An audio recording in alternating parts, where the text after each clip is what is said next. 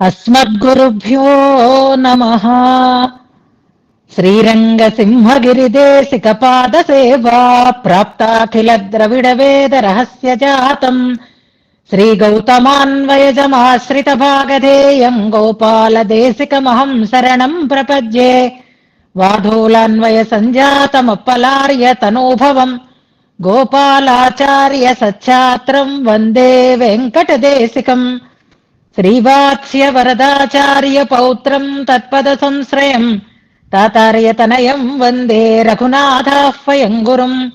కాశ్యపాన్వయ సంజాతం నారాయణ పదాశ్రితం శ్రీమన్నారాయణం వందే యతీశ్వర శ్రియాజుషం. సద్గ్రంథాధ్యయన సంగోష్ఠిని ఈనాటి వ్యాసంగానికి సాదరంగా ఆహ్వానిస్తూ కలిసి ప్రార్థన చేసుకుందాం. శ్రీపరాశర భట్టార్య శ్రీరంగేశ పురోహిత శ్రీవత్సాంకసుత శ్రీమాన్ శ్రేయసే మేస్తు భూయసే. భట్టార్య గంభీర హృదబ్ధి నిర్యద్దివ్యామృతస్య క్రమయేష భవ్యః శ్రీరంగరాజస్తవ నామ కోయంధినోతి నిత్యం విబుధాంతరంగం. శ్రీ యతీశాన సిద్ధాంత సర్వస్వామలదర్పణం స్థవోయన్ రంగరాజస్య భక్త సంజీవనౌషధం. సప్త ప్రాకార మధ్యే సరసిజ ముకుళోద్భాసమానే విమానే కావేరీ మధ్యదేశే మృదుతర ఫణిరాడ్భోగ పర్యంక భాగే నిద్రా ముద్రాభిరామం కటి నికట శిరః పార్శ్వ విన్యస్త హస్తం పద్మాధాత్రీకరాభ్యాం పరిచిత చరణం రంగరాజం భజేహం.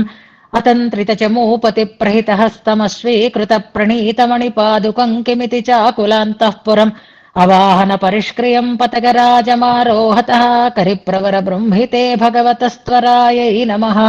శ్రీరంగేశయ శరణం మమాసి వాచ్యావ్యాలోలత్ కమలతటాకతాండవేన స్రగ్భూషంబరమయధాయ ధందధానః ధింమామిత్యనుగజగర్జమాజగంధ. ఈనాడు గోష్ఠికి స్వాగత వచనాలను తెలియజేస్తూ నిన్న పాఠ్యాంశంగా మనం చెప్పుకున్నటువంటి 28, 29 రెండు శ్లోకాలలో ఉండేటటువంటి అంశాలన్నింటినీ కూడా చక్కగా మననం చేసి మన ముందు ఉంచినటువంటి లేపాక్షిని మనసారా అభినందిస్తున్నాను. లతా లేపాక్షి గారు కొత్తగా మన గోష్ఠిలో అన్వయించటం, శ్రీరంగరాధ సంభావన సంగోష్ఠిలో చక్కగా శ్రద్ధగా ఉత్సాహంగా పాల్గొనడం, మంచి సామర్థ్యాన్ని ప్రకటించటం చాలా ఆనందదాయకమైనటువంటి విషయాలు. వీరిద్దరూ రాజాం వాళ్ళని నాకు మొన్న ఆవిడ చెప్పినప్పుడు ఇప్పుడు ఈమె చెప్పినప్పుడు నాకు తెలుస్తోంది. ఎవరెవరు ఎక్కడి వాళ్ళు అనేది కూడా నాకు పెద్దగా ఐడియా లేదు. వీళ్ళిద్దరూ రాజాంకి సంబంధించిన వాళ్ళు అంటే రాజాం గోష్ఠి ఒకటి మనకి బాగానే సునీత గారు వీళ్ళందరూ కూడా మనకి మన సద్గ్రంథాధ్యయన ఈ వ్యాసంగంలో అన్వయిస్తున్నందుకు చాలా ఆనందంగా ఉంది. చక్కగా చెప్పారు తల్లి. అందులో టైం అయిపోతోంది, రెండూ చెప్పాలి అనేటటువంటి దాని స్ఫురణ అంటే ఏదో నా మానాన్ని నేను చెప్పుకుపోతున్నాను అని కాకుండా చెప్పాలి, సమయం మించనివ్వకూడదు, ఎవరికి ఇబ్బంది కలగకూడదు అనేటటువంటి ఒక భావన, ఒక సంస్కారం ఉంది. అది చాలా నచ్చింది. అలాగే విషయంలో ఏమీ తేడా లేదు, చాలా చక్కగా విషయాన్ని వివరణ చేశారు. కాకపోతే కొంచెం గొంతులో ఎనర్జీ రావాలి, కొంచెం ఎనర్జెటిక్ గా చెప్పాలన్నమాట. అంటే ఎలా ఉందంటే కొంచెం నీరసంగా ఉన్నట్టుగా ఉంది. మనం విషయాన్ని వివరించటం ఎంత ప్రధానమో దాన్ని అంత కాన్ఫిడెన్స్ తో చెప్పడం అనేది కూడా చాలా అవసరం. అందులో మీలాంటి వాళ్ళకి విషయాన్ని చక్కగా చెప్పగలిగే వాళ్ళకి అది మంచిగా అనిపించాలి అంటే కొంచెం స్ట్రెంగ్త్ గొంతులో ఇంకొంచెం గట్టితనం రావాలన్నమాట. వస్తుంది, అది తెలుసుకోవాలనే చెప్తున్నాను, ఇది విమర్శ కాదు. కానీ ఇదే మాటల్ని మీరు ఇంకొంచెం ఎనర్జెటిక్ గా చెప్పుంటారనుకోండి, అప్పుడు ఇంకెవ్వరూ దాని దృష్టి మరల్చలేకుండా ఆ విషయం మీద అవగాహనని పొందగలిగేటట్లుగా ఉంటుంది. అదొకటి అలవాటు చేసుకోండి. చెప్తున్నాం అనేసరికల్లా మనలో పూర్తి ఎనర్జీ వచ్చేయాలన్నమాట. మనం చెప్తున్న అంశం మీద మనకి చక్కటి అవగాహన ఉంది అని మన గొంతులో తెలియాలి. ఆ రకమైనటువంటి ప్రాక్టీస్ మీరు చేస్తారు అని చెయ్యాలి అని సూచన చేస్తున్నాను. అలాగే శ్లోకంలో అంటే ప్రార్థనా శ్లోకం ఒకటి మీరు చదివారు. విబుధాంతరంగం అనేటటువంటి మాటని విబుధాతరంగం అని చదివినట్లుగా వినిపించింది నాకు. విబుధ అంతరంగం. అక్కడ విబుధాంతరంగం. వినపడడంలో తప్పైతే పర్వాలేదు, అనడంలో తప్పైతే మాత్రం సరిదిద్దుకోండి. రోజు చదువుతున్నా మీరు గ్రహిస్తారు. అది విబుధ అంతరంగం. అంతరంగం అంటే హృదయము అని అర్థం. అదొకటి. శృతివాక్యాలను కూడా చక్కగా మీరు పరామర్శించారు, చాలా సంతోషం. ఆయనకి విశ్వతోముఖ, విశ్వతో చక్షు అవన్నీ చెప్తూ పశ్యత్యచక్షు సశృణోత్యకర్ణ అనే శృతివాక్యం కూడా చెప్పారు. అయితే పశ్యత్యచక్షు అచక్షు తా కింద యావత్తుని ఇంకొంచెం స్పష్టంగా పలకాలి అని శృతివాక్యాలు కదా. చెప్పాలంటే చెప్పండి, కానీ ఆ చెప్పడానికి ఒక 10 సార్లు దాన్ని ఒకసారి ఆ శృతి వాక్యాన్ని బాగా జాగ్రత్తగా గమనించి ఆ ఒత్తులని ఆ వాటిని సక్రమంగా పలికేటటువంటి ప్రయత్నం చేయాలి అని సూచిస్తూ, చాలా సంతోషం తల్లి. మీలాంటి వాళ్ళందరూ గోష్ఠిలో అన్వయించి ఇంత శ్రద్ధగా కృషి చేస్తూ ఉంటే మన సద్గ్రంథ అధ్యయన సంగోష్ఠి దినదినాభివృద్ధంగా, అది ఎప్పుడు ఆచంద్రతారంగా విలసిల్లేటట్లుగా ఈ గోష్ఠి సభ్యులే దానికి నిదర్శనంగా నిలవాలి. ఆ సభ్యులలో ఒకరుగా మీ తాలూకు శ్రద్ధ, ఉత్సాహం ఇనుమడించాలి. ఆచార్య అనుగ్రహం, భగవద్ అనుగ్రహం పరిపూర్ణంగా ఉండాలి అని ప్రార్థన చేస్తూ ఈనాటి మన వ్యాసంగాన్ని ప్రారంభం చేసుకుందాం. 2 శ్లోకాలు కాబట్టి కొంచెం సమయం అయింది. అందుకని ఇవాళ మనం ఆ సమయాన్ని ఎక్కడ కలుపుకుందాం అంటే శ్లోకానుసంధానంలో కలుపుకుందాం. 25వ శ్లోకం దగ్గర నుంచి అనుసంధానం చేద్దాం. ఒక 2 నిమిషాలు మనకు అక్కడ కలిసి వస్తుంది. హర్తుం తమస్సదసతీ చ వివేక్తుమీశో మానం ప్రదీపమివ కారుణికో దదాతి తేనావలోక్య కృతినః పరిభంజతే తం తత్రైవ కేపి చపలాస్సలభీ భవంతి సరాజకమరాజకం పునరనేకరాజం తథా యథాభిమత రాజకం జగదిదం జల్పుర్జడాః జగావవసచిత్రతా తరతమత్వతర్కాంగికా శృతిశ్చిదచితీత్మయా వరద నిత్యరాజన్వతి బ్రహ్మాద్యాసృజ్య వర్గే భృకుటిభటతయోద్ఘాటిత నావతార ప్రస్తావే తేన నత్వం న చ తవ సదృశా విశ్వమేకాతపత్రం లక్ష్మీనేత్రా త్వయేతి శృతిమునివచనైస్త్వత్పరైస్తర్పయామః శ్రీరంగాంభోధి చంద్రోదయ జలముచితం వాది కౌతస్కుతేభ్యః దోషోపధావది సమాతిశయాన సంఖ్యా నిర్లేప మంగళ గుణౌఘదుఘాక్షడేత జ్ఞానైశ్వరీ సకన వీర్య బలార్చిషస్త్వాం రంగే సభాస ఇవ రత్నమనర్ఘయంతి యుగపద నిషమక్షైః స్వైస్వతో వాక్షకార్యే నియమమనియమం వా ప్రాప్య రంగాధిరాజ తరతలవదశేషం పశ్యసి స్వప్రకాశం తదవర్ణమమోఘం జ్ఞానమామ్నాశిషుస్తే నయన శ్రవణో దృశా శృణోషి అధతే రంగపతే మహేషితుః కరణైరపి కామకారిణః ఘటతే సర్వపధీనమేక్షణం. ఇంతవరకు మనం అర్థంతో అనుసంధానం చేసుకున్నాం. ఇవాళ 30వ శ్లోకార్థాన్ని తెలుసుకోబోతున్నాం. మనకి 27వ శ్లోకం దగ్గర నుంచి గుణ ప్రకరణం ప్రారంభమైంది అని అనుకున్నాం. 27లో గుణాలలో ప్రధానమైనటువంటి షడ్గుణాలను గురించినటువంటి ప్రస్తావన చేశారు. 28, 29 శ్లోకాలలో ఆ షడ్గుణాలలో ప్రధానంగా చెప్పబడేటటువంటి జ్ఞాన గుణం అంటే ఏమిటో దాన్ని వివరణ చేశారు అని మనం నిన్నటిదాకా చెప్పుకున్నా. ఇప్పుడు మననం ద్వారా వాటిని జ్ఞాపకం చేసుకున్నాం. జ్ఞాన గుణ స్వరూపాన్ని చెప్పారు వెనుకటి 2 శ్లోకాలలో. ఇప్పుడు ఆ జ్ఞాన గుణము యొక్క ఫలం ఏమిటి అనే దాన్ని చెప్తున్నారు ఈ శ్లోకంలో మొదటి పాదంలో. అంటే మనం ఇప్పుడు చదువుకోబోయేటటువంటి 30వ శ్లోకంలో ఉన్నటువంటి విషయం ఏది అంటే, వెనకటి 2 శ్లోకాలలో భగవంతుని యొక్క జ్ఞాన గుణ స్వరూపాన్ని స్పష్టం చేసి, అనియమం అన్నదానికి స్పష్టం చేశారు. సర్వజ్ఞత్వం అంటే ఏమిటో దాన్ని స్పష్టంగా చెప్పారు. ఆ గుణ స్వరూపాన్ని చెప్పారు.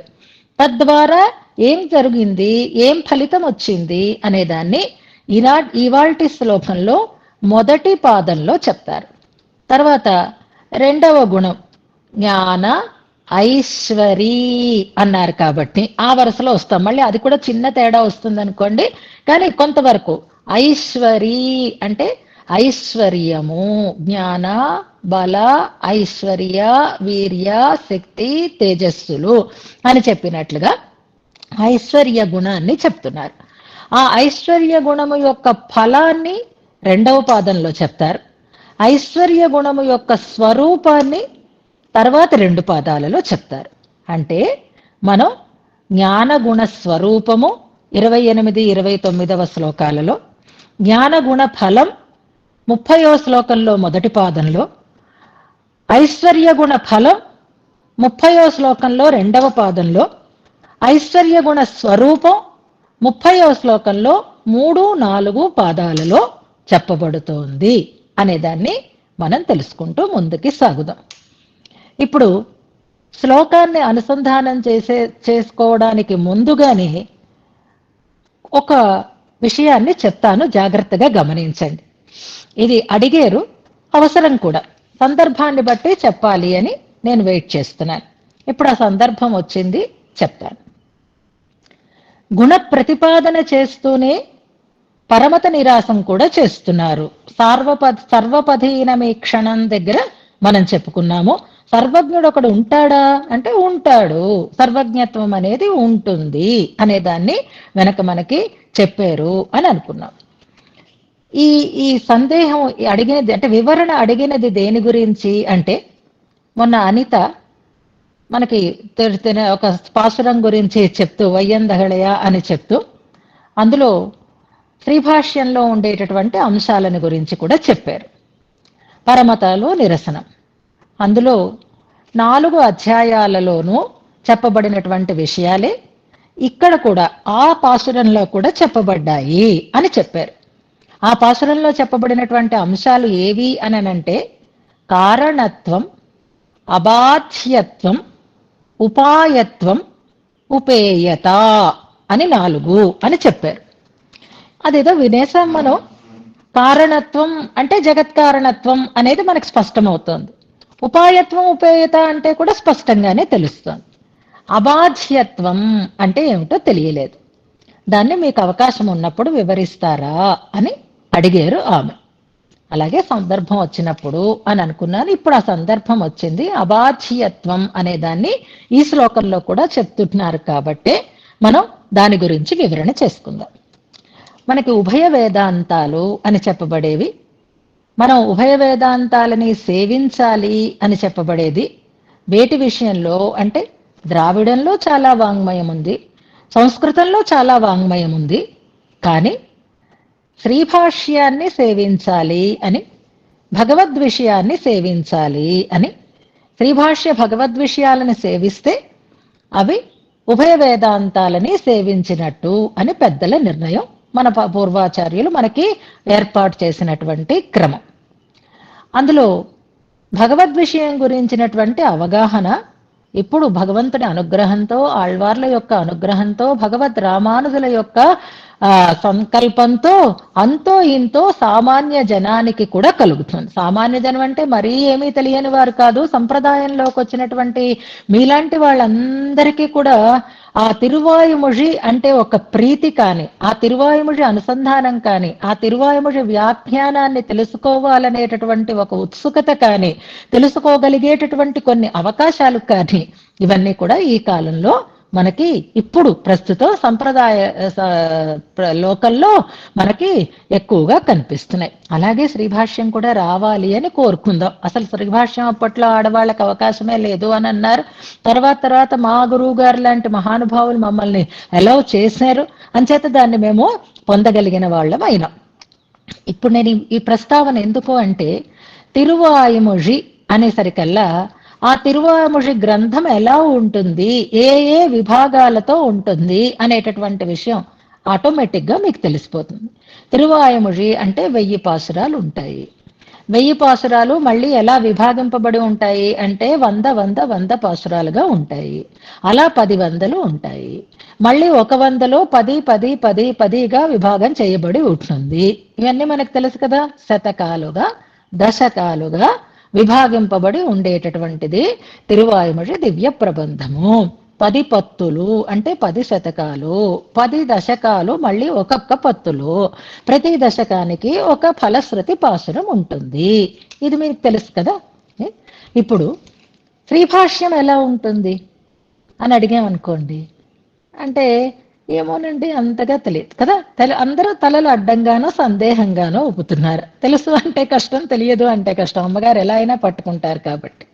ఇప్పుడు కనీసం భగవద్ విషయం అంటే అదే తిరువాయుమొഴി అంటే ఇలా ఉంటుంది అని తెలిసినట్లుగా, అలాగే బ్రహ్మసూత్ర భాష్యం, బ్రహ్మసూత్రాలు ఎలా ఉంటాయి అని తెలియాలి అని అంటే కూడా మనకసలు వేదాంత శాస్త్రమే కదా బ్రహ్మసూత్రం అంటే. వేదాంతము అని ఎందుకు వచ్చింది అంటే చెప్తూ ఉంటారు, ఉపనిషత్ భాగాన్ని వ్యాఖ్యానం చేసినటువంటి వాడు వ్యాస భగవానుడు అని మనం అనుకుంటున్నాం కదా. ఇంతకు ముందు అవన్నీ నేను చెప్పాను కదా, వేదం 4 భాగాలు, అందులో వేదాంతము అంటే ఉపనిషత్ భాగము అని, అంతము అంటే చివర అని అర్థం కాదు, సారము అని అర్థం అనమాట. వేద సారమే అని అర్థం వేదాంతము అంటే. వేద సారమంతా వేదాంత భాగంలో చెప్పబడి ఉంటుంది. వేద అంతము అంటే అక్కడితో అంత దాంట్లో పర్యవసిస్తుంది అని అర్థం. నిర్ణయం అక్కడికి చెయ్యబడుతుంది అని అర్థం అనమాట. ఆ వేదాంత భాగాన్ని సూత్రీకరించినటువంటి మహానుభావుడు మహర్షి వ్యాస భగవానుడు అని అంటాము. ఆ బ్రహ్మసూత్రాలకే భాష్యాన్ని అందించినటువంటి వారు భగవద్రామ త్రిమతాచార్యులు అందించారు. అందులో విశిష్టాద్వైత సిద్ధాంత ప్రకారంగా అందించినటువంటి భాష్యమే శ్రీ భాష్యకారులు అని పేరు రావడం, శ్రీ భాష్యం అని చెప్పబడడం. తిరువాయుమొழிని రాసిన వారు నమ్మాళ్వార్లు. తిరువాయుమొഴి వ్యాఖ్యానమైన భగవద్ విషయాన్ని, ప్రసిద్ధమైనటువంటి వ్యాఖ్యానాన్ని అందించినటువంటి వారు నంబిళ్ళయ్య గారు. ఇది మీకు అందరికీ ఎలా తెలుస్తుందో అలాగే వ్యాస సూత్రాలని అందించినటువంటి సూత్రకారుడు వ్యాస భగవానుడు అయితే బ్రహ్మసూత్రాలు అనేటటువంటి పేరుతో, దానికి వ్యాఖ్యాకారులైనటువంటి వారు భగవద్ రామానుజులు. దాన్నే శ్రీభాష్యం అంటారు. మళ్ళీ దానికి వ్యాఖ్యానం ఉంది, శృత ప్రకాశిక, అవన్నీ ఉన్నాయిలండి. ముఖ్యంగా ఇది తెలుసుకుందాం. ఇప్పుడు ఆ వ్యాస సూత్రాలు ఎలా ఉంటాయి? తిరువాయుమొഴి ఎలాగైతే 10 పత్తులు ఉంటుంది అన్నట్లుగా మనకి తెలిసిందో, అలాగే వ్యాస సూత్రాలు 4 అధ్యాయాలు, చతురధ్యాయి అంటారనమాట. ఆ ప్రతి అధ్యాయంలోనూ కూడా మళ్ళీ 4 పాదాలు ఉంటాయి, 10 పత్తులు, మళ్ళీ 10 దశకాలు ఇందులో ఎలా ఉంటాయో అలాగే వ్యాస సూత్రాలు 4 అధ్యాయాలు. ప్రతి అధ్యాయంలోనూ 4 పాదాలు ఉంటాయి. మళ్ళీ కూడా ప్రతి 10లోనూ ఒక్కొక్క దశకం ఉన్నట్లుగా ప్రతి అధ్యాయంలోనూ ఒక్కొక్క పాదం, 4 పాదాలు ఉంటాయి. 4 అధ్యాయాలు, ప్రతి అధ్యాయంలో 4 పాదాలు ఉంటాయి. ఆ 4 పాదాలలో కూడా కొన్ని అధికరణాలు ఉంటాయి. అధికరణములు అంటే ఎలా మనం చెప్పుకోవచ్చు అంటే దశకాలలో ఉండేటటువంటి పాశురాలలాగా అని అర్థం. దశకం అనేసరికల్లా మనకి 10, 11 ఫలశ్రుతితో కలిపి అనేది ఎలా తెలియబడుతుందో, అధికరణాల దగ్గరికి వచ్చేసరికి మినిమం ఒక సూత్రమైనా ఉంటుంది ఒక అధికరణానికి. అంటే ఒక సూత్రము లేదా ఒకటికి మించినటువంటి సూత్రాలు ఉండవచ్చు. ఒకే సూత్రం ఉండాలని ఏమీ లేదు. ఒకటి అంతకంటే ఎక్కువ సూత్రాలు, 2, 3, 4 అలా సూత్రాలతో కూడి ఉంటుంది ఒక్కొక్క అధికరణం. మినిమం ఒక సూత్రమైనా ఉన్నది ఒక అధికరణం అని చెప్పబడుతుంది. ఈ అధికరణంలో ఏ మతాన్ని నిరసించారు అనేది మనం చెప్పుకుంటూ వస్తున్నాం చూసారా, అది అధికరణం అన్నమాట. అంచేత అధ్యాయాలు 4, ప్రతి అధ్యాయానికి పాదాలు 4, ప్రతి పాదంలోనూ అధికరణాలు ఉంటాయి. ఒక్కొక్క అధికరణంలో కనీసం ఒక సూత్రమైనా ఉంటుంది. ఒకటే ఉండాలనే నియమం కాదు, ఒకటి కంటే ఎక్కువ కూడా ఉంటాయి. ఇది బ్రహ్మసూత్రములు అని అనుకోండి. వీటన్నింటికి భగవద్ రామానుజులు వ్యాఖ్యానాన్ని చేశారు అంటారు. ఇప్పుడు ఆ ప్రస్తావన దేనికి అంటే, ఆ 4 అధ్యాయాలలో ప్రతిపాదింపబడినటువంటి అంశమే ప్రథమాధ్యాయంలో మనకి కారణత్వం చెప్పబడింది, ద్వితీయాధ్యాయంలో అబాధ్యత్వం చెప్పబడింది, తృతీయాధ్యాయంలో ఉపాయత్వము చెప్పబడింది, చతుర్థ అధ్యాయంలో ఉపేయత్వము చెప్పబడింది అని 4 అధ్యాయాలలో చెప్పబడినటువంటి అంశాన్ని కారణత్వం, అబాధ్యత్వం, ఉపాయత్వం, ఉపేయత అని ఆ 4 విషయాలు కూడా ఈ పాశురంలో ఇలా సమన్వయం అవుతాయి అని అక్కడ చెప్పుకుందాం. ఇప్పుడు మనకి కావలసినది అబాధ్యత్వం అంటే ఏమిటి? మొదటి అధ్యాయంలో బ్రహ్మసూత్ర భాష్యంలో జగత్కారణ తత్వాన్ని సోపపత్తికంగా స్థాపన చేశారు, అందులో సూత్రీకరించారు. ఆ జగత్కారణ తత్వం ఇదే అని నిర్ణయం చేసిన తర్వాత ఇతరములైనటువంటి శంకలు ఏర్పడతాయి. ఇతరములైనటువంటి దర్శనములు ఏర్పడతాయి. ఇది కాదు, ఇలా అవచ్చు, అలా అవచ్చు, ఇలా ఎందుకు కాకూడదు అనేటటువంటి రకరకాలైనటువంటి సందేహాలు కాదు, ఖండనలు, ఊహలు, తెలివి, యుక్తి, ఇవన్నీ తర్కం, ఇవన్నీ రకరకాలుగా వస్తాయన్నమాట. అప్పుడు ఆ శంక సమాధానాలతో కూడినదే ద్వితీయ అధ్యాయం. అంటే ఈ చెప్పినటువంటి ఈ జగత్కారణ తత్వము, ఈ నిర్ణయము దేని చేత బాధింపబడేది కాదు. ఇతర ప్రమాణాల చేత కానీ, ఇతర దర్శనాల యొక్క యుక్తుల చేత కానీ, ఇతరములైనటువంటి అంశముల చేత కానీ ఈ ప్రతిపాదింపబడినటువంటి ఈ బ్రహ్మతత్వము, ఈ జగత్కారణత్వము బాధింపబడేది కాదు అని చెప్పారు. కాబట్టే దాన్ని అబాధ్యత్వం అని అన్నారు. బాధ్యత్వము, బాధింపబడుట, అబాధ్యత్వము. బాధింపబడుట అంటే మీకు ఏదో బాధలు పెట్టేస్తున్నారు, వేదనలు పెట్టేస్తున్నారని కాదు. ఇప్పుడు సూర్యుడు ఉన్నాడు అనుకోండి, చీకటి బాధింపబడుతోంది అంటే చీకటికి స్కోప్ లేకుండా ఉందన్నమాట. అలాగే ఈ తత్వం, జగత్కారణ తత్వముకు అబాధ్యము అంటే అలా దానిని లేకుండా చేసేటటువంటి యుక్తి లేదు, ఏ ప్రమాణము లేదు అనేదాన్ని మనకి స్పష్టం చేశారు. కాబట్టి 2వ అధ్యాయంలో ఎక్కువగా ఇతర మతాలు, ఆ ఇతర మతాల యొక్క ఖండనలు మనకి తర్వాత చెప్పారు. ముందు ప్రతిపాదించింది తత్వ ప్రతిపాదన, తర్వాత దీన్ని ఎవ్వరూ ఖండించలేరు, దీనికి ఏ రకమైనటువంటి మరొక యుక్తి లేదు, మరొక సందేహము అక్కర్లేదు అన్నట్లుగా చెప్పబడినదే 2వ అధ్యాయం. అందుకే ఈ పరమత నిరసనమంతా భగవద్ రామానుజులు చేసినది, లేదా వ్యాస సూత్రకారుడు సూత్రీకరించి పెట్టినది 2వ అధ్యాయంలో, శ్రీభాష్యంలో. ఇక 3వ అధ్యాయంలో చెప్పక్కర్లేదు, అలాంటి పరతత్వాన్ని పొందడం కోసం చెయ్యవలసినటువంటి ఉపాసనా విధులు ఏవైతే ఉన్నాయో, బ్రహ్మ విద్యలు అంటారే, అవన్నీ 3వ అధ్యాయంలో చెప్పి 4వ అధ్యాయంలో అలాంటి ఉపాసకులైనటువంటి, అలాంటి ముక్తులైనటువంటి వారికి కలిగేటటువంటి ఐశ్వర్యం ఎలాంటిది అనేదాన్ని 4వ అధ్యాయంలో చెప్పారు. అందుకే ఆర్చిరాది మార్గాన్ని గురించినటువంటి వివరణ అంతా కూడా మనకి శ్రీభాష్యంలో 4వ అధ్యాయంలో చెప్పబడుతుంది అంటారు. ఆ రకంగా కారణత్వం, అబాధ్యత్వం, ఉపాయత్వం, ఉపేయత అని ఉన్నారో లేదో, లేకపోయినా రికార్డ్ ఉంటుంది కాబట్టి తర్వాత వింటారు. అందరికీ కూడా ఇది పనికొస్తుంది. కాబట్టి ఇప్పుడు ఆ అబాధ్యత్వం అనేటటువంటి అంశం ఇక్కడ మనకి చెప్పబడుతుంది. ఎలాగా అనంటే, భగవంతుని యొక్క సర్వజ్ఞత్వం గురించి తెలుసుకున్న తర్వాత, ఇదిగో వీరి సిద్ధాంతము ఇక్కడ పనికిరాదు, అది వారింపబడింది అంటూ చెప్తున్నారు. సర్వజ్ఞుడు కానివాడు జగత్తుకి కారణమవుతున్నాడు అనే మాట ఆటోమేటిక్ గా ఇక్కడ నివారింపబడుతోంది అంటూ ఈ శ్లోకాన్ని ప్రారంభం చేస్తున్నారనమాట. అంటే సూర్యుడు ఉండగా చీకటి కూడా ఉండడం అనేది ఉండదు కదా. చీకటి, సూర్యుడితో పాటు చీకటి ఉండడం అనేది ఎలాగైతే ఉండదో, సూర్యుడు ఉదయించాడు అంటేనే చీకటి పోయింది అని అర్థం అనమాట. భగవంతునికి సర్వపధీనమైనటువంటి ఈ క్షణం ఉంది అంటేనే సర్వజ్ఞుడు కానివాడు జగత్కారణభూతుడు అనేటటువంటి మాట ఆటోమేటిక్ గా పక్కకి వెళ్ళిపోతుంది అంటూ ఈ శ్లోకాన్ని ప్రారంభం చేస్తున్నారు. శ్లోకాన్ని అనుసంధానం చేసుకుందాం.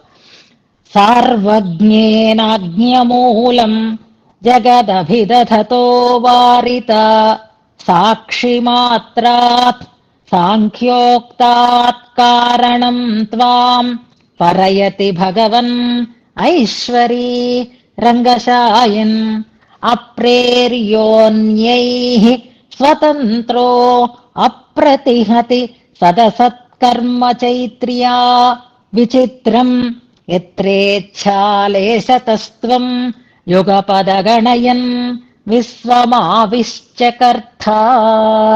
భట్టర్ వారి శ్లోక రచన ఎలా ఉంటుంది అంటే, ఏకాదశి నాడు ఉపవాసం చేశామనుకోండి, ఆ మర్నాడు ఉపవాసం చేసిన దానికంటే కూడా అధికంగా భోజనం చేయాల్సినటువంటి పరిస్థితి ఏర్పడుతుంది. రోజు తినేదానికంటే కూడా ఎక్కువ తినేద్దాము అన్నంత ఆత్రం మనలో కలిగేటట్లుగా ఉంటుంది ఆ రకమైనటువంటి పరిస్థితి.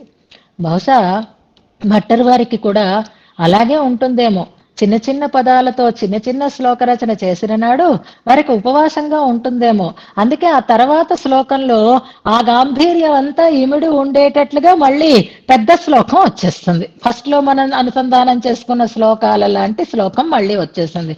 నిన్ననే నయన శ్రవణో దృశా శృణోషి హాయిగా చదివేసుకున్నాం చిన్న శ్లోకం అని.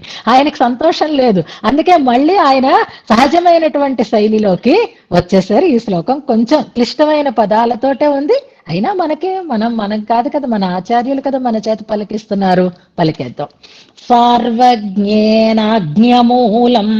జగదభిదధతో వారిత సాక్షి మాత్రాత్ సాంఖ్యోక్తాత్ కారణం త్వాం పరయతి భగవన్ ఐశ్వరీ రంగసాయన్ అప్రేర్యోన్యైః స్వతంత్రో అప్రతిహతి సదసత్కర్మ చైత్ర్యా విచిత్రం యత్రేచ్ఛాలేశతస్త్వం యుగపదగణయన్ విశ్వం ఆవిశ్చకర్త. 4 పాదాలలో ఉండేటటువంటి అంశం ఏదో మనం మొన్న ఇందాకనే చెప్పుకున్నాం, మళ్ళీ వివరణ చేసుకుందాం. ఇందులో ముందు క్రియాపదం చూద్దాం. ఆవిశ్చకర్త అనేది ప్రధానమైనటువంటి క్రియాపదం. ఆమ్నా శిశు అనేది వెనుకటి శ్లోకంలో, ఆవిశ్చకర్త అనేది ఇందులో. ఆవిష్కరించేవు అని అర్థం అన్నమాట. ఆవిష్కరించేవు అంటే నువ్వు సృష్టించేవు, కనపడేటట్లుగా చేసేవు అని అర్థం. ఆవిష్కరణ అంటే అదే కదా, గ్రంథ ఆవిష్కరణం అంటే ఏమవుతుంది, గ్రంథం మళ్ళీ అందరికీ అందేటట్లుగా చూపిస్తున్నాము దాన్ని. అలాగే ఏది ఆవిష్కరించటము అంటే కనపడేటట్లుగా చెయ్యడం, అందుబాటులోకి ఉండేటట్లుగా చెయ్యడం అనేది ప్రధానమైనటువంటి క్రియాపదంగా తీసుకుందాం. చెప్తున్నటువంటి అంశాలు రకరకాలుగా ఉన్నాయి కనుక ఇంకా ఉన్నాయి ఇందులో క్రియాపదాలు. పరయతి అనేది మరొక క్రియాపదం ఉంది చూడండి 2వ పాదంలో. పరయతి అంటే పరునిగా చేస్తోంది, అంటే వేరు చేస్తోంది అని అర్థం అన్నమాట. అంటే ఉత్కృష్టునిగా చేస్తోంది అనేది ఒక క్రియాపదం. అలాగే ఇంకో క్రియాపదం ఉంది, వారితాహ అని ఒక క్రియాపదం ఉంది. వారితాహ అంటే వారింపబడినవి అని అర్థం. అంటే అవి కాకుండా కాదు అని చెప్పబడ్డాయి అని మనం ఇంకొక క్రియాపదం కూడా తీసుకోవచ్చు. ఆవిశ్చకర్త, పరయతి, వారితాహ అనే క్రియాపదాలు ఇందులో ఉన్నాయి అని అనుకుందాం. అలాగే ఆనుషంగికమైనటువంటి క్రియ కూడా ఒకటి ఉంది, అభిదధత అనేటటువంటి. అభిధానం అంటే చెప్పడం, ఆ పేరు అనర్థం. అభిదధత అంటే చెప్తున్నా అనర్థం. ఇది అవాంతర క్రియ. ఇంతవరకు తీసుకుందాం. ఇంకొకటి కూడా ఇంచుమించుగా క్రియాపదంగానే చెప్పాలి, అగణయన్ అని. ఇది కూడా అవాంతర క్రియ. అగణయన్ అంటే లెక్కించకుండా అనర్థం. ఇన్ని రకాలైనటువంటి ఆనుషంగిక క్రియలు, ప్రధానమైనటువంటి క్రియలు కూడా మనకి ఇందులో ఉన్నాయి. సంబోధనార్థకమైనటువంటి పదం భగవన్ అనేటటువంటి పదం. భగవన్ అనే పదం ఇంతకు ముందు మనకు వచ్చిందా అంటే, పరయతి భగవన్. రంగసాయి అని కూడా ఉంది. రంగసాయన్ అనేది కామన్ గా ఉండేటంటే 2 సంబోధనలు మనకి ఇందులో కనిపిస్తున్నాయి. భగవన్, రంగసాయన్. ఈ భగవత్ శబ్దం ఎక్కడ ప్రయోగింపబడుతుంది అంటే, ఆయన హేయగుణ రహితుడు, కళ్యాణ గుణ సహితుడు అనడం కోసం. ఇంతకు ముందు కూడా భగవత్ శబ్దార్థం మనకి గుర్తొచ్చేటట్లుగా ఒక ప్రయోగం ఉంది. ఏ శ్లోకంలోనో గుర్తించగలిగితే గుర్తించండి. అక్కడ ఎందుకు ఈ పదాన్ని వాడుతున్నారు అంటే, ఆయన ఉభయ లింగాలు అక్కడ మనకి చెప్పబడుతున్నాయి అని అక్కడ కూడా మనం వివరణ చేసుకున్నాం. 2 సంబోధనలు ఉన్నాయి, ప్రధానమైనటువంటి క్రియలు 2 ఉన్నాయి. అవి కాకుండా కొన్ని ఆనుషంగికములైనటువంటి క్రియలు ఉన్నాయి అని మనం చెప్పుకున్నాం అన్నమాట. అప్రేర్య అనేది కూడా క్రియాపదం కాదు, అది మనకి భగవంతుని యొక్క వైభవాన్ని గురించి చెప్పేటటువంటి పదాలలో వస్తుంది. అది క్రియ కింద మనం చెప్పుకోవాల్సిన అవసరం లేదు. ఇప్పుడు మొట్టమొదట ఇందులో జ్ఞానగుణము యొక్క ఫలం ఫలం అంటే ఏమిటి అంటే మనం పొందే ఫలం కాదు.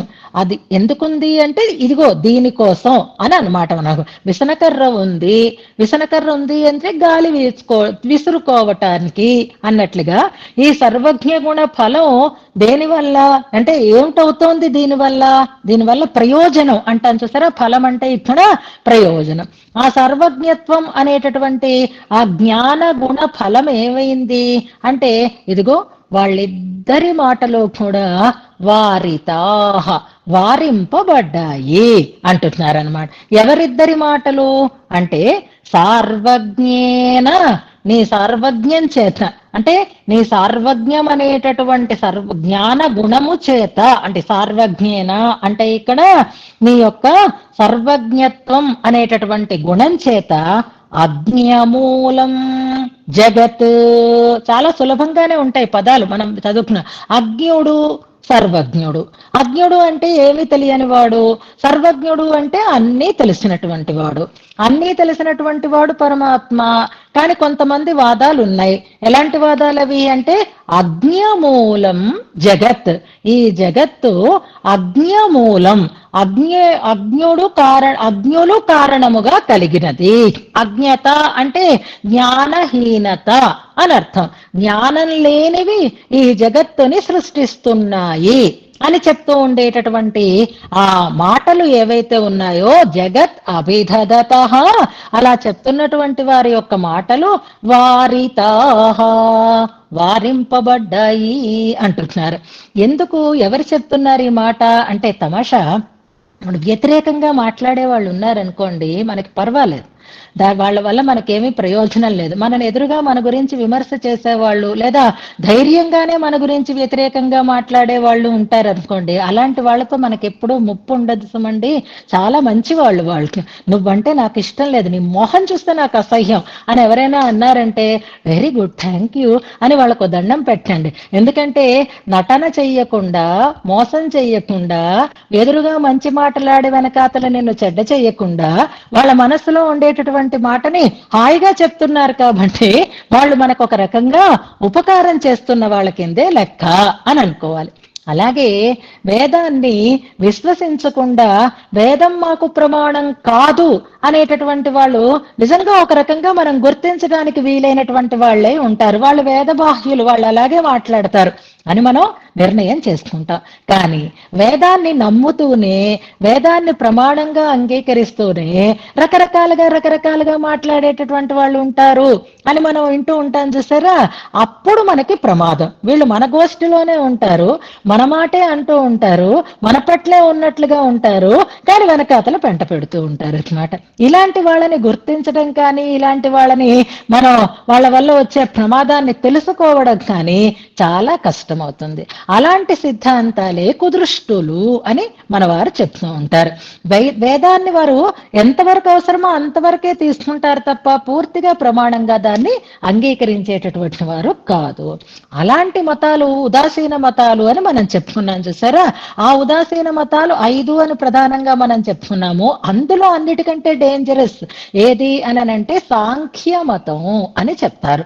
అందుకే మన భాష్యంలో శ్రీ భాష్యంలో అంటే సూత్రాలలో వ్యాస సూత్రాల్లో బ్రహ్మ సూత్రాలలో మొట్టమొదట సాంఖ్య సిద్ధాంత ఖండనంతోటే ఆ అధ్యాయం ప్రారంభం అవడానికి కారణం. ఎవరెక్కువ డేంజరస్ వాళ్ళని ముందు ఖండించాలి అని ప్రారంభమవుతుంది ఆ అధ్యాయం కూడా అన్నమాట. ఏం చేత అంటే వేదాంత సిద్ధాంతము వారి సిద్ధాంతంలో చాలా పోలికలు కనిపిస్తూ ఉంటాయి అన్నమాట.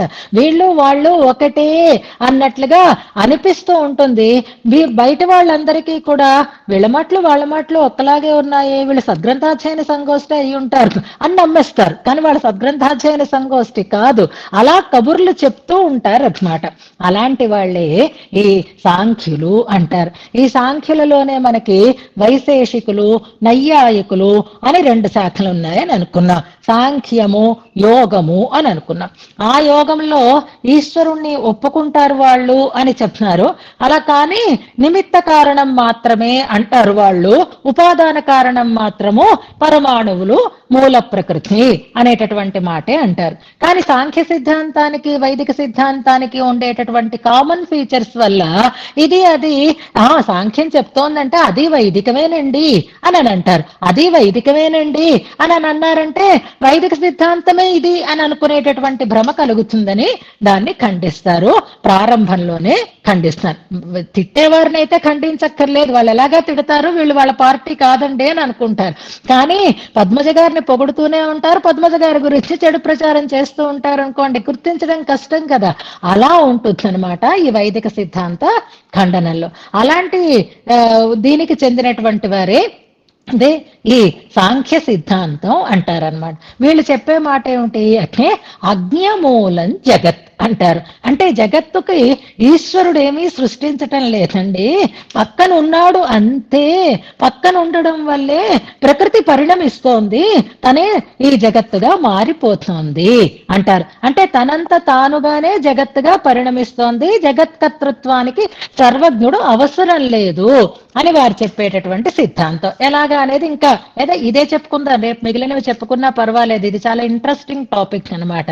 వాళ్ళు చెప్పేటటువంటి మాటలు ఎలా ఉంటాయి అంటే దీనికి అన్నిటికీ ముందర వారితాహ అని అన్నారు కాబట్టి చెప్తున్నాను. ఇది ఎలాంటిదిట అంటే వీళ్ళు జగత్తుకి ఈశ్వరుడు ఎలాంటి పొజిషన్ లో ఉన్నాడని చెప్తున్నారు అంటే కేవలం నిమిత్త మాత్రంగా ఉన్నట్టు, ఆయన ఏమీ చేయటం లేదు. ఎందుకంటే ఐశ్వర్య గుణానికి కూడా మనకి అదే చెప్తారు, సాక్షి మాత్ర అని తర్వాత వస్తుంది, అక్కడ చెప్పుకుందాం. ఇప్పుడు ఈ సాంఖ్య సిద్ధాంతం దగ్గర సాంఖ్యులు ఏం చెప్తారు, ప్రకృతే జగత్తుకి కారణము, పరమాణు సంఘాతమే జగత్తుకి కారణము. వైదిక సిద్ధాంతంలో 24 తత్వాలు, 25వ తత్వం జీవుడు. సాంఖ్య సిద్ధాంతంలో కూడా అంతే.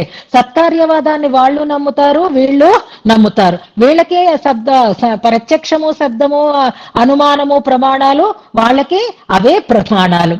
దీన్ని బట్టి వైదిక సిద్ధాంతం అనుకుంటాం. కానీ వాళ్ళు చెప్పేది ఏమిటి అంటే జగత్తుకి పరమాత్మ పరబ్రహ్మ జగత్కారణ తత్వం కాదు అంటారు. ఉపాదాన కారణము కాదు, ఆ నిమిత్త కారణం మాత్రమే అని చెప్తారు. దానంతటా అదే ప్రకృతి ఎలా పరిణమించేస్తుందండి అని అంటే దానికి వాళ్ళు చెప్పే మాట ఏమిటి అంటే, ఏమండి మేఘం ఉంది, మేఘంలో నీళ్లు ఉన్నాయి, ఆ నీళ్లు కురుస్తున్నాయి, కురిసేటప్పుడు ఆ నీళ్లను గ్రహిస్తోంది కింద ఉండేటటువంటి పృథివీ. అందులో కొబ్బరికాయలో నీళ్లు ఉన్నాయి, మామిడి పండులో జల ఇది ఉంది, మామిడి పండు రసము ఉంది. పేజ్ నెంబర్ 321లో ఉంది చూడండి. కొబ్బరికాయ నీరు మనం ఏదో ఎంతో పవిత్రం అని అనుకుంటున్నాం. తాటి పండులో కూడా నీరుందండి, దానికి ఒక పేరు ఉంటుంది. ఇప్పుడు మనం అనుకోవడం ఎందుకులేండి, దాన్ని తాగి మన వశాన్ని మనం తప్పిపోతూ ఉంటాం. అందులోకి అదే జలం వెళుతోంది. అలాగే మామిడి రసము అదే అవుతోంది, వెలగ పండులో ఉండేటటువంటి రసము అదే అవుతోంది, వేప పండులో ఉండేటటువంటి రసము అదే అవుతోంది, చింతపండులో ఉండేటటువంటి రసము అదే అవుతోంది. జలతత్వం అదే కదండి. మరి ఎందుకు ఇన్ని రకాలుగా మారుతోంది అంటే వీట్లల్లో వీట్లల్లో వీట్లల్లో వీట్లల్లో పడడం వల్ల ఈ రకమైనటువంటి గుణాలు దానికి ఏర్పడుతున్నాయి. అలాగే త్రిగుణాత్మకమైనటువంటి ప్రకృతే ఈ వివిధ రూపమైనటువంటి జగత్తుగా పరిణమిస్తోంది. ఆయా గుణముల యొక్క ప్రభావాన్ని బట్టి ఆయా పరిణామాలు ఏర్పడుతున్నాయి, ఆయా వస్తుజాతము ఏర్పడుతోంది. అంచేత స్వతంత్రంగా ప్రకృతే జగత్తుకి కారణం అవుతోంది అంటారు. అదే కొంచెం శేశ్వర సాంఖ్యవాదులైతే ప్రకృతి జడం కదటి, అంచేత ఈశ్వరుడు ఉంటాడు, ఈశ్వర సన్నిధి వల్ల అలా మారుతుంది అంటారు వాళ్ళు. సాక్షి మాత్ర అనేటప్పుడు మనం దాని గురించి చెప్పుకునే అవకాశం ఉంది. ప్రకృతే కనుక అలా పరిణామించేటటువంటి వైభవం కలిగినది అయితే జడం అజ్ఞం కదా, మరి సంహారమే ఉండకూడదు కదా. సంహారం ఎందుకు అవుతోంది? ప్రకృతే ఎప్పుడూ అలా పరిణమిస్తూనే ఉండాలి. మరి జగత్తుకి నియంత ఒకడు ఉన్నాడు కాబట్టి చెయ్యాల్సినప్పుడు సృష్టి చేస్తున్నాడు, లేనప్పుడు దాన్ని సంహరిస్తున్నాడు. సాలెపురుగులాగా తీయాలన్నప్పుడు బయటికి తీస్తోంది, లేనప్పుడు లోపల పెట్టుకుంటోంది. అంటే మరి అజ్ఞమైనటువంటి జగత్తుకి ఈ పరిణామం స్వతసిద్ధమైనది అయితే అది ఎప్పుడూ పరిణమిస్తూనే ఉండాలి కదా. ప్రళయం సంభవించేటటువంటి అవకాశమే లేదు అంటూ రకరకాలైనటువంటి ఉపపత్తులతోటి ఆ వాదాన్ని ఖండిస్తారు అన్నమాట. అంచేతే ఇప్పుడు సర్వజ్ఞత్వం అనే దాన్ని చెప్పడం వల్ల ఆ సర్వజ్ఞత్వంతో భగవంతుడు సృష్టికి కారణం అవుతున్నాడు, అజ్ఞమైనది జగత్తుకి కారణము కాదు అనే విషయం ఆటోమేటిక్ గా వారింపబడినది అంటూ సాంఖ్య సిద్ధాంతము ఇక్కడ వారింపబడింది. జగత్ సృష్టికి జ్ఞానము అక్కరలేదు అనేటటువంటి మాట ఉండదు. సర్వజ్ఞుడైనటువంటి వాడే జగత్కారణ భూతుడు అనేది ఇక్కడ స్పష్టంగా చెప్పబడింది అని సాంఖ్య సిద్ధాంతం అని అజ్ఞమూలం జగత్ అని చెప్తున్నది సాంఖ్య సిద్ధాంతము అని అంటారు. నిమిత్త మాత్రుడు అనే తర్వాత కూడా మనకి వస్తుంది పరయతి అని. తర్వాత ఇంకొకటి ఏమిటి అంటే ఇక్కడ మరో రెండు సిద్ధాంతాలను కూడా చెప్తారు. ఇప్పుడు అద్వైత సిద్ధాంతం ఉంది, శంకరుల యొక్క మతం అని అంటారు కదా. అందులో భగవతత్వం అంటే మూలతత్వాన్ని వాళ్ళు ఏమని చెప్తున్నారు, నిర్విశేష చిన్మాత్రం అంటున్నారు. ఏమీ లేదండి, దానికి గుణాలు లేవు అంటారు. మరి గుణాలు లేనిది కారణమవుతోంది అని అంటే అజ్ఞమూలం, జ్ఞాన ఐశ్వర్య ఇలాంటి గుణాలేమి వారి సిద్ధాంతంలో అయితే గుణాలు ఉండవు, నిర్గుణుడు కదా. అప్పుడు ఆయనలో గుణం లేదు అని అర్థం అన్నమాట. గుణం లేనివాడు జగత్తుని ఎలా సృష్టిస్తున్నాడో అంచేత ఆ మాయావాద సిద్ధాంతం కూడా ఇక్కడ నివారింపబడుతోంది. అలాగే పూర్వమీమాంసకులు ఉంటారు, వాళ్ళేం చెప్తారు, అదృష్టం అనేది ఒకటి పుడుతుంది, ఆ అదృష్ట ఫలం చేత ప్రకృతి ఇలా పరిణమిస్తుంది అంటారు. ఈ సిద్ధాంతాలన్నీ కూడా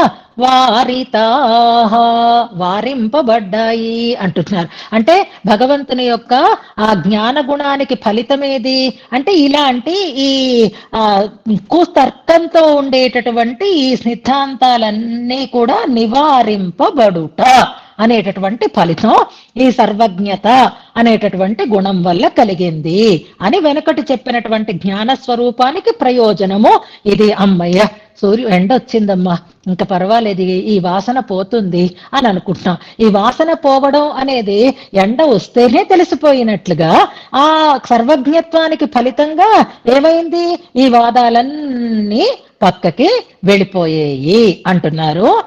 జ్ఞానగుణ ఫలితాన్ని అందులో చెప్పారు.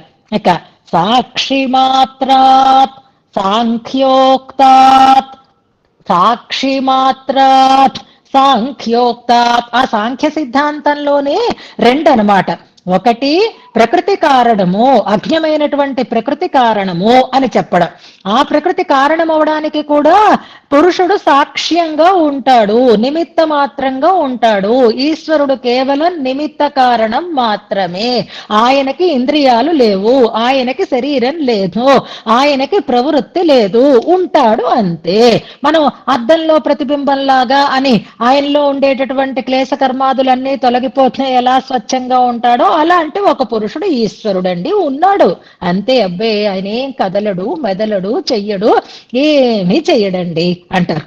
ఇక్కడ మనం ఒక చిన్న యాడ్ గుర్తు చేసుకుంటే అవన్నీ ప్రతిబింబం ఇవంటే కష్టం, కానీ రకరకాల యాడ్స్ మనం చూస్తున్నాం. నాకు వస్తువు ఏదో చాక్లెటే, అది క్యాడ్బరీసా డైరీ మిల్కా నాకు అది గుర్తులేదు. క్యాడ్బరీస్ డైరీ మిల్కే లేదా ఇంకొకటి అయి ఉండవచ్చు. ఒక కుర్రాడు యంగ్ పిల్లడే ఆయన ఆ చాక్లెట్ తింటూ ఉంటాడు. ఆ చాక్లెట్ తాలూకు మాధుర్యంలో ఆయన మునిగిపోయి ఉంటాడు. ఈలోగా ఒక లిఫ్ట్ లో ఇది 2-3 ఉంటాయి, అది మిల్కీ బార్ ఏదో చెప్తున్నారు, ఇది గుర్తొచ్చినందుకు సంతోషం. అది అంత ఆ పారవస్యంతో వాడికి అసలు పరిసరాలు ఏవి పట్టవన్నమాట. అక్కడ కొంప మునిగిపోతుంది. అంబులెన్స్ ఒక శవాన్ని పట్టుకుని వాళ్ళు ఆ లిఫ్ట్ లో ఉంటున్నారు, వాడిని ఏదో అడుగుతున్నారు, వాడేమీ పట్టించుకోకుండా ఉన్నాడు. ఈలోగా ఫోన్ మోగింది. ఆ ఫోన్ కోసం ఆ శవం చచ్చిపోయాడు అనుకున్నవాడు లేచి ఆయన ఫోన్ లో అటెండ్ అయ్యాడు. అప్పుడు వాళ్ళు ఏమీ చెయ్యనటువంటి ఈ వ్యక్తికి థ్యాంక్స్ చెప్తారు. వాళ్ళు థ్యాంక్స్ దేనికి అంటే ఏమీ చెయ్యనందుకు అని అంటారు చూసారా, అది ఇక్కడ మనకి వర్తిస్తుంది అనమాట.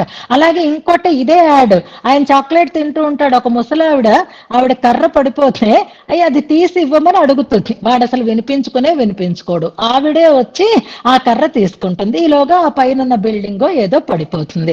అప్పుడు ఆవిడ అక్కడి నుంచి లేచింది కాబట్టి దానివల్ల ప్రమాదం తప్పింది. అప్పుడు ఆవిడ ఆ కుర్రాడికి థ్యాంక్స్ అని చెప్తుంది అనమాట. దేనికి?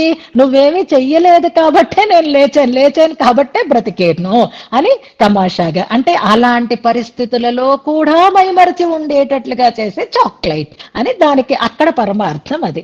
ఇప్పుడు ఇక్కడ చెప్పుకోవడం ఏంటంటే, ఈ సిద్ధాంతాలలో వీళ్ళు చెప్పే మాట ఏది అంటే, ఈశ్వరుడు కూడా అలాగే ఉంటాడట జగత్తుకి నిర్మాణంలో, జగత్ కారణం అవడంలో ఆయన కూడా థ్యాంక్స్ ఏమీ చెయ్యనందుకు అని మనం చెప్పాలన్నమాట. జగత్తు చెప్పేటట్లుగా ఆయన ఏమీ చేయడండి, జస్ట్ అలా ఉంటాడట అంతే.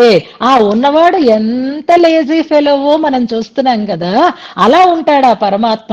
అలా ఉంటేనా ఈ జగత్తు సృష్టిస్తుంది. సాక్షి మాత్రాత్ సాంఖ్యోక్తాత్ కారణాత్, ఇదొక్కటి మనం గుర్తుపెట్టుకుంటే ఈశ్వరుడు కేవలము నిమిత్త మాత్రము అని చెప్పేటటువంటి సిద్ధాంతం ఏదైతే ఉందో, కారణం త్వాం పరయతి,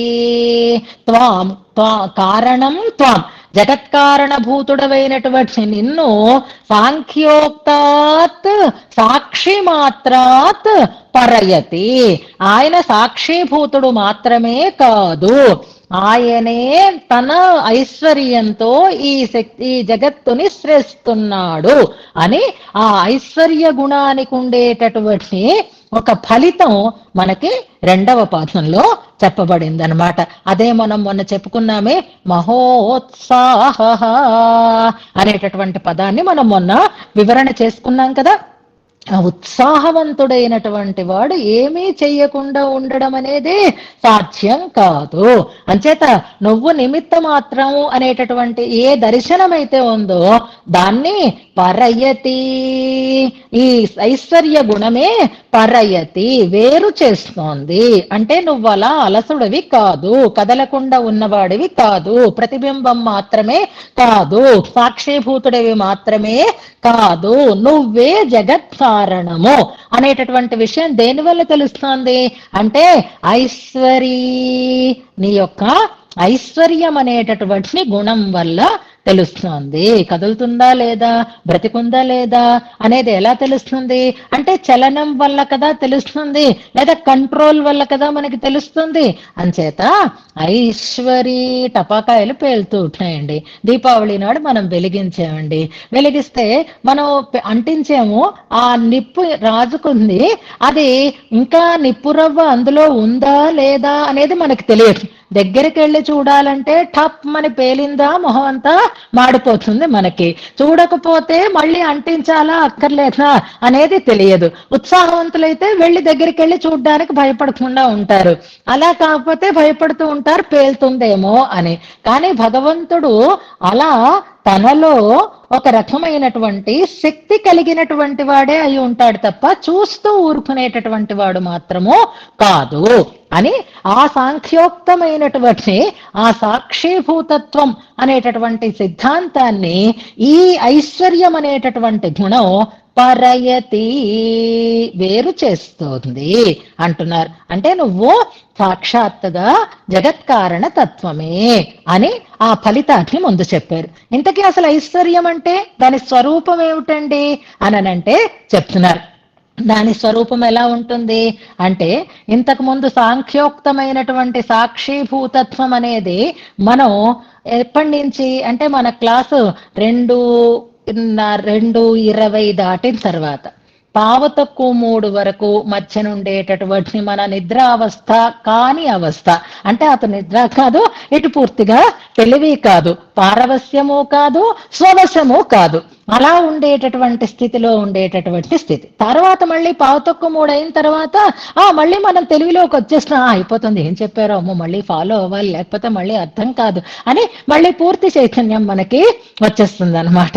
అలాగే భగవంతుడు ఐశ్వర్యంతో చేస్తూ ఉండేటటువంటి ఆ చురుకుతనం, ఆ శక్తి, ఆ ఉత్సాహం ఎలా ఉంటుంది, ఐశ్వర్య గుణ స్వరూపం ఏమిటో తర్వాత మనకి 2 పాదాలలోనూ చెప్తున్నారు. రంగసాయన్ భగవన్ అని పిలిచారు. ఇప్పుడు మీకు 3 అయిపోతుంది కాబట్టి ఇంకా మీరు అలర్ట్ గా ఉంటారు. ఈ 2 పాదాల్లో అర్థం ఇంకా ఈజీగానే మనకి తెలిసిపోతుంది కదా. ఇప్పుడు ఇలా అన్నానని మీరు లేచారా? కాదే, మీ అంతటా మీరే లేచారు. మీకుండే శ్రద్ధతోటే మీరు మళ్ళీ తెలివిలోకి వచ్చేసారనమాట. ఇప్పుడు అప్రేర్య, భగవంతుడు కూడా అమ్మగారు తిడతారు అని లేస్తాడా? కాదే, మీలాగే మంచివాడు. అప్రేర్య, ఎవరి చేత ప్రేరేపింపబడిన వాడే ఆయన ఈ జగత్తుని చెయ్యటం లేదు. ఈ సృష్టి స్థితి సంహారాలు సృష్టి కారకుడు అవుతున్నాడు అంటే అప్రేర్య, ఎవరి చేత ప్రేరేపింపబడి కాదు, తనంత తానుగానే అంటున్నాడు. అప్రేర్య అన్యై, అన్యై అప్రేర్య అంటే ఆయనని ఆజ్ఞాపించేవాడు లేరు, ఆయనని ఇలా ప్రేరేపించేవాడు ఎవరూ లేరు. స్వతంత్ర, ఒకవేళ ప్రేరేపించినా చెయ్యడంలో ఏ రకమైనటువంటి కట్టుబాట్లు లేవు. స్వతంత్ర, ఎలా కావాలంటే అలా చేయగలిగేటటువంటి నిరంకుశమైనటువంటి స్వాతంత్ర్యం కలిగినటువంటి వాడు ఆయన. ఈ అప్రేర్య అనేటటువంటి మాట మామూలుగా జగత్కారణభూతుడు కావడం అనేది, జగత్కారణము అనే కాదు, దేనికైనా కారణం కావడం అనేది అందరిలోనూ ఉంటుంది. మనం కూడా కొన్నింటికి కారణమే, మనలోనూ కారణత్వము ఉంది, మనకు కార్యాల్ని మనము చేస్తున్నాం. అయితే మన కారణత్వానికి కొన్ని రకాలైనటువంటి పరిధులు ఉంటాయన్నమాట. ఇప్పుడు పిల్లలు ఉన్నారనుకోండి, పిల్లలకి మనమేనా కారణం కాదా? ఇల్లు కట్టామనుకోండి, ఆ ఇల్లు కార్యము, ఆ ఇల్లు కట్టినటువంటి మనం కారణము అవుతున్నాం అన్నమాట. ఒక యజ్ఞం చేసామనుకోండి, ఆ యజ్ఞం కార్యం అవుతోంది, ఆ చేసేటటువంటి వాళ్ళు మనం కారణము అవుతున్నాం. ఈ కారణత్వం అనేది అందరిలోనూ ఉంటుంది. కాకపోతే తేడా ఎక్కడ? భగవంతుడు కారణం అవడంలోనూ మనం కారణం అవడంలోనూ తేడా ఎక్కడ వస్తుంది అంటే, మనం కారణం కావటానికి అవిద్య, కర్మ అనేవి కారణాలు అవుతూ ఉంటాయి. అవిద్య చేత ఇప్పుడు ఈ సంసారానికి మనం కారణం అవుతున్నాము అంటే సాంసారికమైనటువంటి సుఖాల పట్ల ఉండేటటువంటి ఒక ప్రీతితో, అజ్ఞానంతో మనం కొన్నింటికి కారణములుగా మారుతున్నాము. అలాగే కర్మ కారణంగా, మనం చేసేటటువంటి పనుల కారణంగా మనం కొన్నింటికి హేతువులము అవుతున్నాము. ఇవి రెండు కాకపోయినా బ్రహ్మాదులు ఉన్నారు, వాళ్ళ సృష్టికి కారణభూతులు అవుతున్నారు. ఈశ్వరుడు ఉన్నాడు, ఆయన ప్రళయానికి కారణమవుతున్నాడు. అలా ఎవరి వల్ల అంటే ప్రేరేపింపబడి భగవంతుడు వారిని నువ్వు ఈ పని చేయి, నువ్వు ఈ పని చేయి, నువ్వు ఈ పని చేయి అని చెప్తున్నాడు. ఒక ఫైల్ టేబుల్ మించి కదిలింది అంటే ఆ కదలడానికి కారకుడు ఎవరవుతున్నారు? ఆ సీట్ లో ఉండేటటువంటి వ్యక్తి అవుతున్నాడు. కాకపోతే ఆయనంతటా ఆయనగా కదల్చటం లేదు, ఆయన ఆ పని చెయ్యాలి అని పైనుంచి ఒక ఆర్డర్ వస్తుందన్నమాట. అంచేత అవిద్య, కర్మ, ఆజ్ఞ ఇవి కారణాలు అవుతాయి సాధారణంగా అందరికీ కూడా. కానీ భగవంతుడు ఈ జగత్ సృష్టిని చేయటం కోసం ఎవరి ఆజ్ఞ లేదు, అవిద్య ఈషన్ మాత్రం కూడా ఉండదు, కర్మ ఆయనకి అంటనే అంటదు. అపహత పాప్మ అంటారు, నిరంజనుడు అంటారు, నతస్యేసే కశ్చన అంటారు. కాబట్టి స్వతంత్రుడు ఆయన, అప్రేర్యుడు ఆయన. ఎవరి చేత ప్రేరేపింపబడినటువంటి వాడు కాదు, ఆజ్ఞాపింపబడినటువంటి వాడు కాదు. అప్రతిహతి, అడ్డు లేకుండా ఈ జగత్తుని ఆయన సృష్టిస్తున్నాడు. ఇదేమైనా సృష్టి ఏమైనా సమానంగా జరుగుతోందా? నిరంకుశుడు కాబట్టి నా ఇష్టం వచ్చినట్టు చేసేస్తాను అన్నట్టు చేస్తున్నాడా? ఎలా చెయ్యాలో అలాగే చేస్తున్నాడు, ఏది పద్ధతో అదే చేస్తున్నాడు. ఎంత వైచిత్ర్యం ఉందండి ఇందులో! ఎలాగా చిక్కుపడిన దారపు ఉండని మళ్ళీ చిక్కు తీసి సవరించటం ఎంత కష్టమో, అలాగే సదసత్ కర్మ చైత్ర్య. ఈ జగత్తులో ఈ చిత్తు అచేతనాలు కూడా సత్ అసత్ కర్మలని చేసినవి అయి ఉంటాయి. అంటే పుణ్యపాప రూప కర్మల చేత భేదం కలిగి ఉంది, వైచిత్ర్యం కలిగి ఉంది. ఎవరు ఎంత పుణ్యం, ఎవరు ఎంత పాపం, ఎవరు చేసింది ఎంత ఎంత అనుభవించాలి, వాళ్ళ పుణ్యానుభవానికి ఏం కావాలి, వీరి పాపానుభవానికి ఏం కావాలి, ఏమి భోగోపకరణాలు ఉండాలి, ఏవి భోగస్థానాలు ఉండాలి అనేటటువంటి వీటినన్నింటినీ సత్ సదసత్కర్మ చైత్ర్యా, సదసత్కర్మల చేత. అందరూ పుణ్యాలు చేసిన వారు కాదు, అందరూ పాపాలు చేసినటువంటి వారు కాదు. దానివల్ల తేడా అవుతుంది.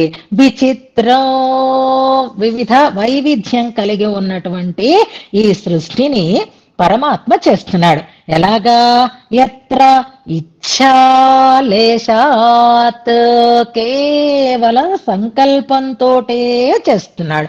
ఇచ్ఛాలేశం ఈ మాట మనకి ఐశ్వర్య గుణాన్ని గురించి చెప్తున్నదనమాట.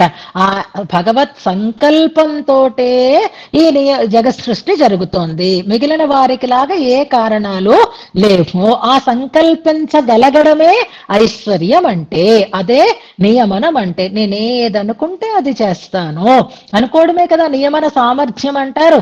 ఇచ్ఛాలేశతః, నీ సంకల్పంతోటే త్వం, నువ్వు యుగపత్, ఒకేసారి మొత్తం సృష్టి అంతటినీ చేస్తున్నావు. ముందు కూర చేస్తాను, అది పెడతాను, తినేసే. తర్వాత పచ్చడి చేస్తాను, అది పెడతాను, తినేసే. తర్వాత పప్పు చేస్తాను, అది పెడతాను, తిను అని ఓ ఇల్లాలు వాళ్ళ ఆయనకి వడ్డిస్తోంది అనుకోండి, ఆవిడ ఒక్క కూర ఒక్కటే చేయగలదు. కూరతో పాటు పచ్చడి చేయలేదు, పచ్చడితో పాటు పప్పు చేయలేదు, పప్పుతో పాటు అన్నం వండలేదు. ఆవిడ ఏదైనా చేయగలగాలి అంటే ఒకదాని తర్వాత ఒకటి, ఒకదాని తర్వాత ఒకటి, ఒకదాని తర్వాత ఒకటే చేస్తుంది. వాళ్ళ ఆయన పాపం ఆవిడ పాలు పడ్డాడు, అంచేత కూర తిని కూర్చుంటాడు. అలాగా మళ్ళీ పచ్చడి చేసి పెడతాను, తిని కూర్చుంటాడు. తర్వాత అలా ఉంటే ఏమైనా అది సమర్థత? అన్ని చేస్తుంది, మళ్ళీ అన్ని చేస్తుంది పాపం, కానీ అన్ని ఒకేసారి చేయలేకపోతుంది కదా. అలాగా చేస్తాం ఎవరైనా సరే. మన సామర్థ్యం మనకే తెలుసు కదా. 4 స్టవ్లు కాదు 8 స్టవ్లైనా 8 వంటకాలు టక టక టక చేసి పారేసేటటువంటి సామర్థ్యం మనకుందా లేదా? మన సామర్థ్యాన్నే మనం ఇంత గొప్పగా అనుకుంటూ ఉంటే, భగవంతుడు మరి దేవ త్రియక్ మనుష్య స్థావర రూపమైనటువంటి ఈ సృష్టిని అంతటినీ, దేవతలని సృష్టిస్తాను, తర్వాత మనుషులను సృష్టిస్తాను, తర్వాత తిరియక్కులను సృష్టిస్తాను అని ఇంకా ఆగడం లేదు కదా. యుగపత్, ఒకేసారి పుణ్య పాప రూప కర్మ అనుభవానికి తగినటువంటి భోక్తృవర్గాన్ని, భోగస్థానాలని, భోగోపకరణాలని అన్నింటినీ, అందులో కూడా చాలా వైచిత్ర్యం ఉన్నటువంటి వాటిని అన్నింటినీ ఆయన చేస్తాడు. ఎలాగా? అగణయన్. ఇది గుర్తుపెట్టుకోండి. ఐశ్వర్యం అంటే ఇది గుర్తుపెట్టుకోండి. అగణయన్, లెక్క చెయ్యకుండా. అంటే ఇదిగో ఈ పని ఉంది చేసి పెడతావా అంటే ఓకే ఓకే ఓకే అని ఏమీ సంకోచం లేకుండా, అమ్మో ఇంత చెయ్యాలా అనేటటువంటి ఒక బెంగ కూడా అక్కర్లేకుండా, అగణయన్, ఏ మాత్రం ఇదొక పెద్ద పనా అన్నట్లుగా చేస్తున్నాడు అనమాట. అవ్వలీలగా అని అర్థం చెప్పుకోవాలి. అగణయన్ అనంటే అవలీలగా, విశ్వం ఆవిశ్చకర్త, ఈ ప్రపంచాన్ని ఆవిశ్చకర్త, ఆవిష్కరించేవయ్యా స్వామి. ఇది ఐశ్వర్యం అంటే. అంటే ఎవ్వరూ చెప్పక్కర్ లేకుండా తనంత తానుగా చెయ్యడం. తనంత తానుగా చెయ్యడంలో ఎవరికీ లొంగి ఉండాల్సినటువంటి అవసరం లేకుండా పూర్తిగా ఫ్రీడమ్ ని కలిగి ఉండడం, స్వాతంత్ర్యాన్ని కలిగి ఉండడం, ఆ చెయ్యాలనుకున్న పనికి ఏ రకమైనటువంటి అడ్డు లేకుండా ఉండడం. ఈ 3 లక్షణాలు ఒకటి అయితే, అలాంటప్పుడు అడిగేవాడెవడూ లేడండి. నేను ఇవాళ ఇడ్లీయే చేస్తానండి, తింటే తినండి పోతే పోండి అనేటటువంటి ఇల్లాళ్ళు కూడా ఉంటున్నారు. ఎంచేత? నా ఇష్టం. అత్తగారి మాట వినదు, ఆయన మాట వినదు, తోటకోడలు దెప్పులు వినదు, ఈవిడికేమి పట్టదంతే, నా ఇష్టం, నేను బాస్ ఇక్కడ అని బిగ్ బాస్ లాగా నేనే బాస్ అని ఉన్నారు అనుకోండి. వాడికి ఏది ఇష్టమైతే అదే చేస్తున్నాడు. భగవంతుడు కూడా బిగ్ బాసే, కానీ భగవంతుడు అలా చెయ్యడండి. అలా ఏమంటే అసమంజసమైనటువంటి పనులు చేసేటటువంటి బాస్ కాదు, ఈశ్వరుడు కాదు, పరమాత్మ. ఆయనకు అడ్డు లేదు, ఆయనకి స్వాతంత్ర్యం ఉంది, ఆయనని ప్రేరేపించిన వాళ్ళు ఎవరూ లేరు. అయినా ఎలా చెయ్యాలో అలాగే చేస్తాడు. ఇది ఆయనలో ఉండేటటువంటి గొప్పతనం. అందుకే ఈ సృష్టి కర్మానుగుణంగానే సాగుతోంది. సదసత్కర్మ చైత్ర్య అంటే ఆయాయా జీవుల యొక్క కర్మానుగుణంగా సృష్టి జరుగుతోందంటే భగవంతుడిలో వైషమ్యము లేదు, నైర్ఘమ్యము లేదు, దయావిహీనుడు కాడు, విషమత్వము ఆయన సృష్టిలో లేదు. అన్నీ తనకి కావలసినట్టు చేయగలిగిన వాడైనా ఏ పద్ధతిగానే ఈ సృష్టిని ఆయన చేస్తున్నాడు. అది కూడా ఇచ్ఛాలేశత అనడం అన్నమాట. అంటే సంకల్పంతో చేస్తున్నాడు, అవలీలగా చేస్తున్నాడు, ఒకేసారి చేస్తున్నాడు, అన్నింటినీ సృష్టిస్తున్నాడు. అలా నియమనం చెయ్యగలిగేటటువంటి ఉత్సాహం ఏదైతే ఉందో అదే ఐశ్వరి అని చెప్పబడుతుంది. అలా చెయ్యగలగడం ఐశ్వరి అనేటటువంటి గుణం చేత నిన్ను కేవలం కేవలం ప్రతిబింబంలాగా, జడంలాగా, నిమిత్తంగా ఉండేటటువంటి ఆ సాంఖ్య దర్శనంలో చెప్పినటువంటి ఈశ్వరుని కంటే పరయతి, వేరు చేస్తోంది. ఈయన పరమ ఐశ్వర్యవంతుడు, నియమన సమర్థత కలిగినటువంటి వాడు అని భగవత్ సంకల్పమే ఐశ్వర్యం. ఏవా సంకల్పము అంటే బహుశ్యాం ప్రజాయేయ అని సంకల్పించటమే ఆయన ఐశ్వర్యం అనేటటువంటి గుణము అని ఐశ్వర్య గుణ స్వరూపాన్ని, ఐశ్వర్య గుణ ఫలాన్ని మనకి ఈ శ్లోకంలో తెలియచేస్తున్నారు. శ్లోకాన్ని ఉపదేశాత్మకంగా అనుసంధానం చేసుకుందాం. ఇంకా మిగిలిన విషయాలని యథావకాశం రేపు తెలుసుకుంటూ వెళదాం. యుగపత్ అన్నదానికే నేను చెప్పినటువంటి ఉదాహరణ సుమండి. మళ్ళీ మీరు ఇదే వంట, పచ్చడి, కూర, పులుసు ఇలాంటి మాటలు కాకుండా మనకిప్పుడు అర్థం అవుతుంది కాబట్టి నేను చెప్తున్నాను. యుగపత్ ఒకేసారి సృష్టి చేస్తాడు అనే దాన్ని తెలుసుకోవడం కోసం ఆ ఉదాహరణ చెప్పుకున్నాం. గుడ్.